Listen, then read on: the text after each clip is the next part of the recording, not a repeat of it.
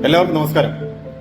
പുനലൂർ ശ്രീ സുബ്രഹ്മണ്യ സ്വാമി ക്ഷേത്രത്തിലെ 49ാം പ്രതിഷ്ഠാ വാർഷിക ദിനമാണ് നമ്മുടെ ഈ വരുന്ന ഏപ്രിൽ 13 തീയതി തിങ്കളാഴ്ച. എല്ലാ ഭക്തജനങ്ങളും പങ്കെടുക്കണമെന്ന് വിനീതമായി അഭ്യർത്ഥിക്കുകയാണ്. അതോടൊപ്പം തന്നെ നമ്മുടെ ആൽത്തറയിലെ ഇടമ്പൻ സ്വാമിയുടെ ആൽത്തറ പുനർനിർമ്മിച്ച് ക്ഷേത്രത്തിന് സമർപ്പിക്കുകയാണ്. സമർപ്പണവും പുനഃപ്രതിഷ്ഠയും ഈ ദിവസം തന്നെ ഉണ്ടായിരിക്കുന്നതാണ്. എല്ലാ ഭക്തജനങ്ങളും പങ്കെടുക്കണമെന്ന് വിനീതമായി അഭ്യർത്ഥിക്കുകയാണ്. എല്ലാവർക്കും നമസ്കാരം.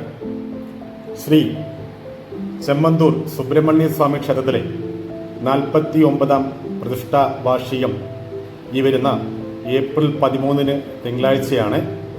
എല്ലാ ഭക്തജനങ്ങളും പങ്കെടുക്കണമെന്ന് മുരുകന്റെ നാമധേയത്തിൽ വിനീതമായി അഭ്യർത്ഥിക്കുകയാണ്.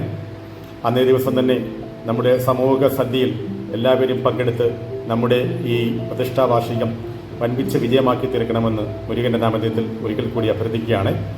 കൂടാതെ അന്നേ ദിവസം തന്നെ ഇടിമ്പൻ സ്വാമിയുടെ പുനർനിർമ്മിച്ച ആൽത്തറയുടെ സമർപ്പണവും പുനഃപ്രതിഷ്ഠയും ഉണ്ടായിരിക്കുന്നതാണ്.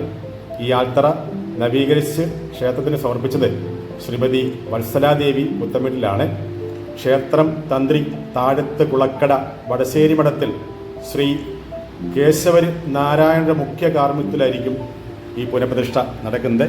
എല്ലാ ഭക്തജനങ്ങളും മുരുകൻ കോവിൽ നമ്മുടെ ഈ പ്രതിഷ്ഠാ വാർഷിക ദിനത്തോടനുബന്ധിച്ചുള്ള പരിപാടികളിൽ പങ്കെടുക്കണമെന്ന് വിനീതമായി മുരുകന്റെ പേരിൽ മുരുകന്റെ നാമത്തിൽ അഭ്യർത്ഥിക്കുകയാണ്.